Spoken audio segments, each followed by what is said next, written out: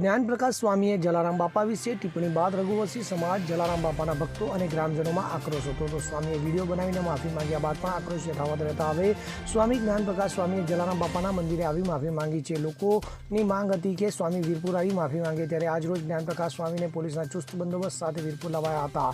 તો બ્લેક કલરની સ્કોર્પિયો ગાડીમાં સ્વામીને વીરપુર લવાયા અને મંદિર પાછળની જગ્યામાંથી સીધા મંદિરમાં લઈ જવાયા હતા. તો વડતાલ ટેમ્પલ મંદિર બોર્ડ દ્વારા લેટરપેડમાં લિખિત પૂજ્ય જલારામ બાપાના મંદિરની માફી માંગવામાં આવી છે. તો ઉલ્લેખનીય છે કે અગાઉ જ્ઞાનપ્રકાશ સ્વામી સુરત શહેરના અમરોલીમાં સત્સંગમાં હાજરી આપવા પહોંચ્યા હતા, જ્યાં તેમણે જલારામ બાપા વિશે બફાટ કર્યો હતો.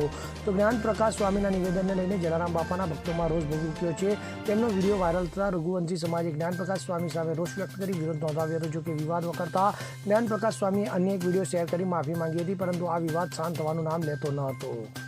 Bureau report, CN24 news. હવે જુઓ દેશ દુનિયાની તમામ ખબરો તમારી આંગળીના ટેરવે. ઉઠાવો મોબાઈલ અને Google Play Store પરથી ડાઉનલોડ કરો અમારી CN24 ન્યૂઝ મોબાઈલ એપ.